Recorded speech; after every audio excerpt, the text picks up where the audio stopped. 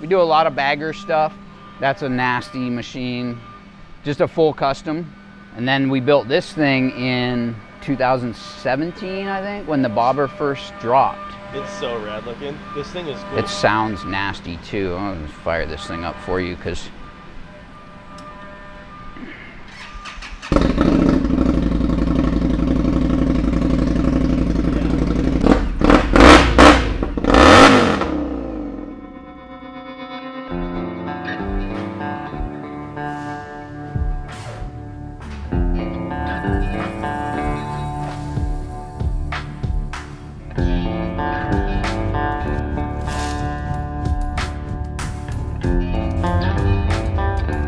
baggers. They used to be all about comfort, convenience, and longer rides. But now it's way more than that. They're like muscle cars. They gotta look great, and they gotta perform. Scraping floorboards, doing burnouts, hell, they're even racing them in Crowning Kings. But when it comes to style and performance, there's no such thing as enough. Even the Chieftain PowerPlus. All the style and performance that you'd ever need, but we still want more.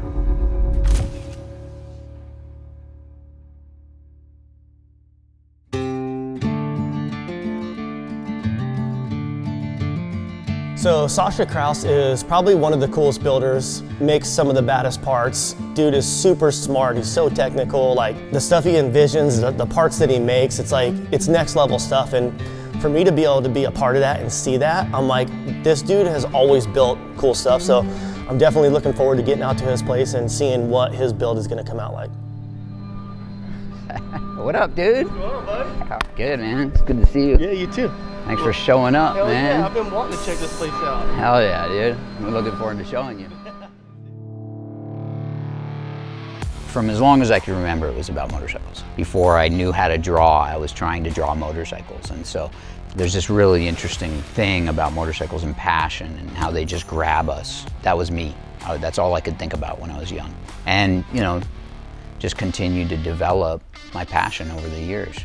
I really started getting into the kind of custom bike and chopper scene in the late 90s, early 2000s. I just really loved the passion of the craftsmen that were in the scene at that time. These guys that were working with their two hands and ripping motorcycles and, you know, that nasty, you know, on a rigid, just, you know, and I just love that. And it just felt like a huge amount of passion coming from these people. And then the craftsmanship that was happening, metal shaping and working with your two hands and machining parts on a lathe or on a mill, you know, taking that bike and then tuning it, adjusting it and making it yours. I always thought that that was super interesting.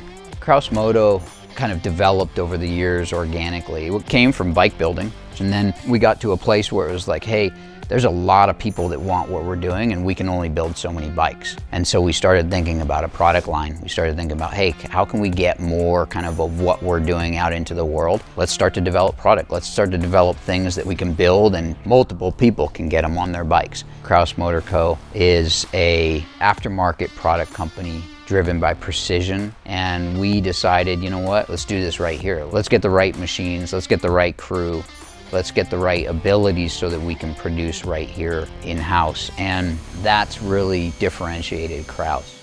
So this is like our main manufacturing facility, right? We have another facility up in Cedar City, which we do all of our post-op, all of our anodizing. But this is where we're cutting all the billet, right? Yeah. And making all the parts. So how many machines do you have here? 17 on the floor, 17 spindles, yeah. And they're running lights out. Like, these are some of our main verticals, and then we got lathes as well. Yeah. So it all comes in billet stock. We use billet bar, right? All American metal. And then it'll get chopped up on the auto saw, and then we just head down the line and start cutting parts. I'll show you some of the stuff. So basically we start from this, right? Just chunk of billet aluminum. You know, these things like big, small, whatever, size of the parts. And it'll go in one of these machines, so you get a part out that looks like that. Basically like half cut. Something like this, you got more operations. So this is a triple tree, right? We take really good care on tooling lines and programming. Really, we integrate all the tooling lines into the design. I like that. To enhance it. So not only the exterior and all the cuts and everything, but the way we're cutting it and what tools we're using and stuff like that. It makes such a, like that. You've run these, Yep. This is the front section of our MaxLean floorboard. When you receive it, it's exactly what it comes out of the machine. That's crazy. The old days of like hand polishing and having a room full of like 12 buffing wheels and people just going at it, like, it's too time consuming. and that's what, you know, in American manufacturing, we have to compete. You can order stuff from overseas, junk from China, whatever, and it's just like, you can't beat the pricing, but it's junk. Little, you know, isolated risers, right? That's like our main midsection. So this machine almost only runs isolated risers. That's how many of these we do. No way. We just turn them out. This is a section to an adjustable handlebar. Yep. And so we're building the adjustable handlebar setup for that new bike. That's right. And so we're gonna use these knuckles on it, and then just do some different bends for that. Yep, that's bitchin'. For that new Then you Chieftain. can, like, you don't like your certain bend, you can just swap it out. Exactly. Not have to change everything out. Yep. Yep. Make People like a little adjustment in it. Yeah, that's cool. There's another 5-axis pallet machine. So this is a lights out machine as well. This will just run through the night. 20,000 RPM spindle. This thing rips. I'd love to have a line of these. Yeah, They're right? like, you know, $500,000 I bucks. love how but you write all your settings on the. yeah, like keep it simple, man. You Keep it simple, paper, you dude. lose that. Write it on the machine here. Exactly. This machine will run like 20, 27 hours at a time. That's so rad. It's crazy how much you can do at night Yeah. when nobody's exactly. here. Yeah.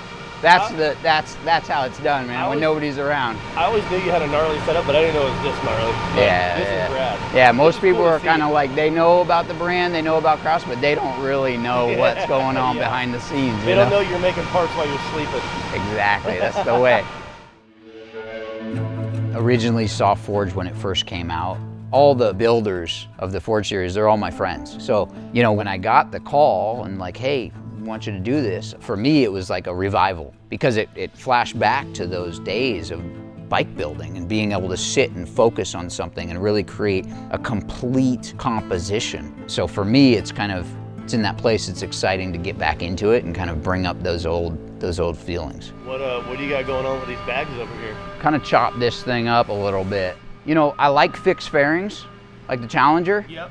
just because they handle so good, right? Yes. You don't get any wind push or anything like that. But I like the tightness of this fairing. The whole thing with this build is push in the rear and make it even more compact, tighten it all up. Yep. You know, I bring in bars, like a lot of the bars we run are much more narrow. And it just gives you more control over that thing. The whole thing is tighter. So we chop this off. You know, we got to be able to rip wheelies too and not drag the bags. So we'll scan it and then we'll make a rear section. We'll 3D print a rear section. So instead of the old days of like getting out the fiberglass and the cardboard and like we'll just 3D print a section. We'll like glue it in there basically, tie it in, and then it'll go to paint. Haven't figured out quite what to do with the rear fender, but we're gonna chop that down and shorten it up a little bit. Look of like if you're cutting the bags, you gotta cut that, but you also don't want to get it too short. Like It's all gotta tie it's a fine together. line. The thing is, we're trying to do stuff that it almost feels like it would come out of the factory that way. Yes. The OEM Indian built the bike that way, right? Just The the bike's little already good, tweaks. so you just want to put your little. Just the styling tweaks, a little bit of adjustment into the ergonomics. The thing is, the technology on these things, we got inverted forks, we got, you know, Brembo brakes, we got good suspension. Everything is already so. It's good, already like you there. said, out of the crate. It's just putting your little touch on it Yeah, for whoever rides it. Exactly. That's what's cool. That's what's fun about these bikes, and that's what's cool too. Like with you, and there's only a few you guys actually making aftermarket parts for these bikes that are really good parts. So it's cool to see that it's finally growing. yeah. I mean, that's our big thing is like, dude, we want to push hard on this stuff so that, you know, guys who go into that shop and go, you know what, I'm looking at that bike right there, they know that there's an aftermarket for it. They Exactly. know they can tweak it, right? They can see someone's bike and know they can go buy those same exact parts for that bike that Yeah, they're going to go yeah. with. I can't wait to see how this thing turns out. I'm really excited to see. It'll be fun, man. I like this new Chieftain PowerPlus because the fairing is tucked in to the center of the bike more and, you know, tighter around the forks and tighter around the neck area and the bar area. I think it gives a real kind of tight feel to the thing. I think the look of the bike is great. It has a really nice flow to it. When we take a bike like this, which is already so good off the showroom floor, you know, you can get on this bike and have a great experience. not change anything. As far as like what I want to do to this bike, it's really ergonomics. It's really about getting the bike to fit me as an individual and getting me comfortable with the bike so that I can have more confidence in the motorcycle. As we know, the heart and soul of any motorcycle, motor. This PowerPlus kind of changed the game quite a bit.